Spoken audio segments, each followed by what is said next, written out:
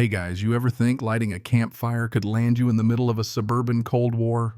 You probably won't survive this one without at least a scorched marshmallow or two. So before you get comfortable, take a moment to like the video and subscribe, but only if you genuinely enjoy what I do here.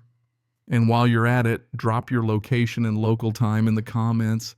Let's see who's roasting s'mores on the other side of the planet right now. Lucas Gray has this tradition every year. His family hikes down to the southern edge of their 20 acres in Oregon, sets up camp by the lake, and disappears from the grid for a few days. No Wi-Fi, no power, just the smell of pine trout in the shallows and the sound of his kids bickering over tent space. The fire pit there isn't just a circle of stones. It's a family heirloom dug into the dirt by Lucas himself like the world's least portable inheritance. Historians still argue whether marshmallows taste better when slightly burnt or charred beyond recognition. Lucas isn't picky as long as his kids are laughing. This year, the first crack of trouble comes with the sound of shoes crunching down the trail. Out of the tree line emerge a man and woman with HOA badges swinging from their necks like they're on safari for violations. She leads with a flat, "You can't have open flames here," he adds. It violates HOA Ordinance Section 4.1.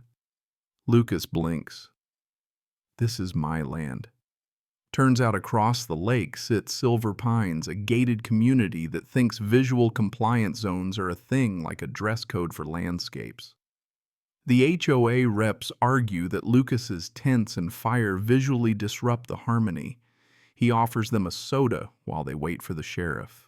The deputy who shows up is all mustache and mirrored shades, the kind of man who's seen too many of these petty HOA crusades.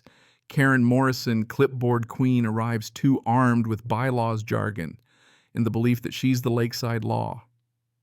But Lucas's survey maps and deeds slam that door shut.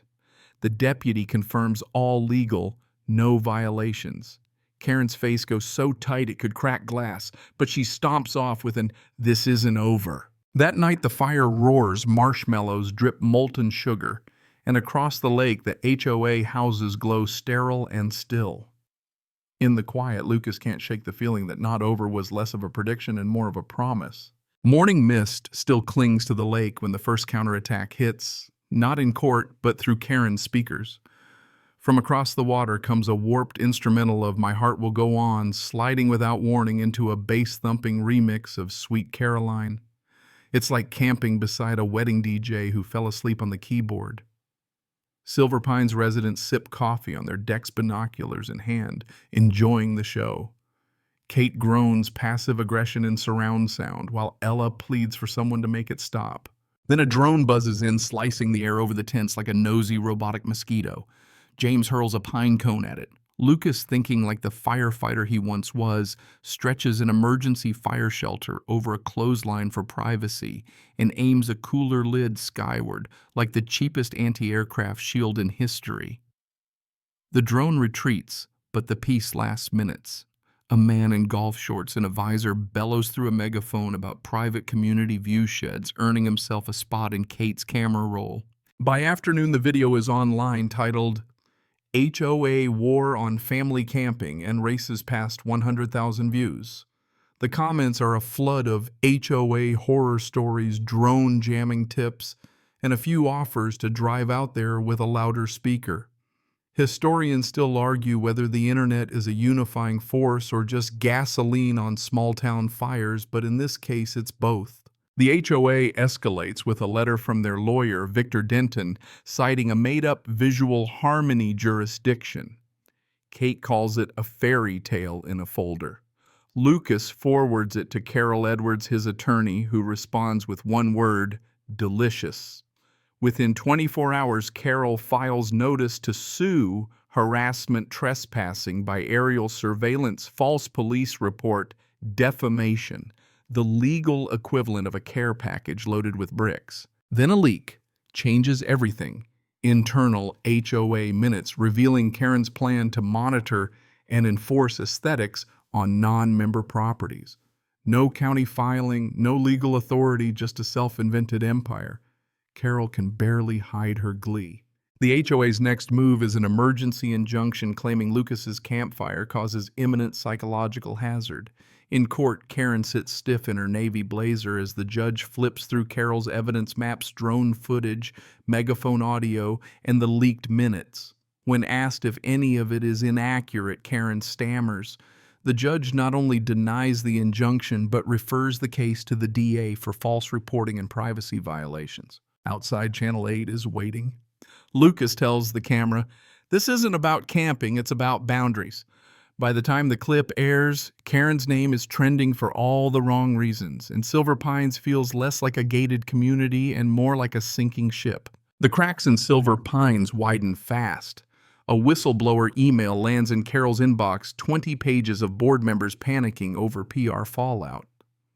Karen's own words warn that if they don't isolate this now, they'll face civil litigation and liability from past shoreline grabs. Those old cases, ones she'd quietly dropped or resolved through intimidation. Carol adds pattern of misconduct to the lawsuit, like a chef tossing extra spice into a simmering stew. Public sentiment flips from sympathy for Lucas's family to outright outrage at the HOA.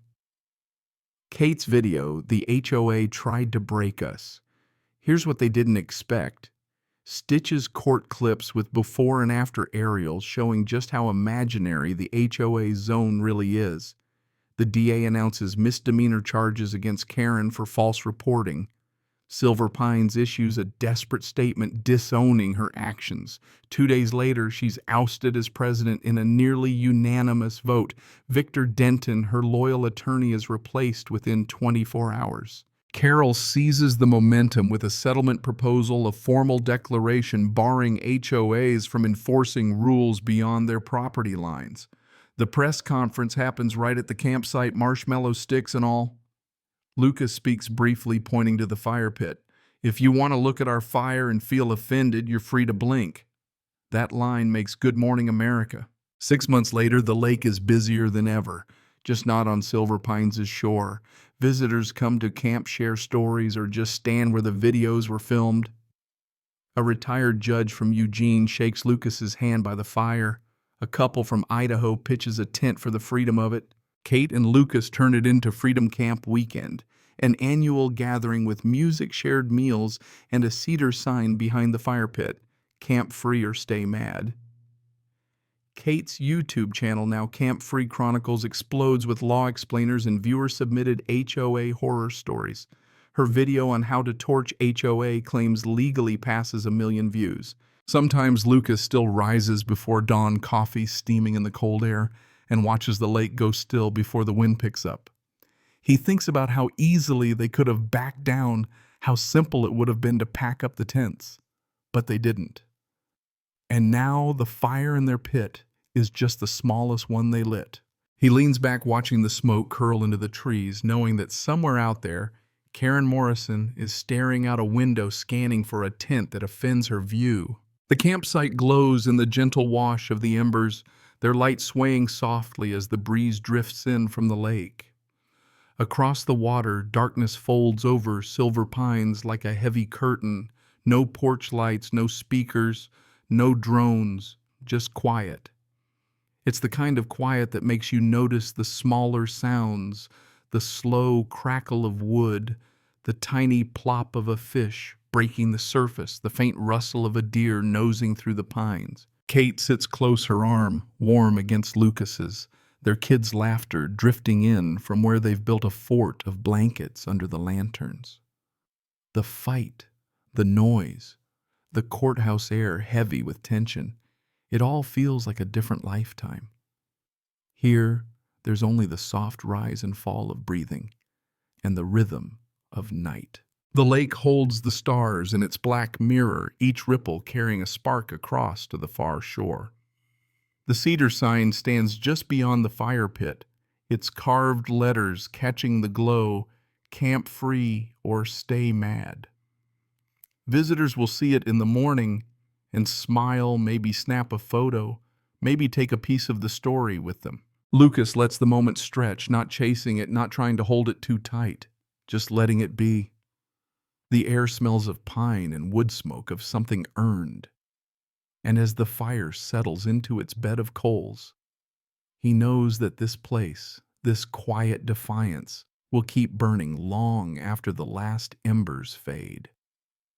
Somewhere inside, a promise roots itself deep that when the next challenge comes, they'll meet it with the same steady flame.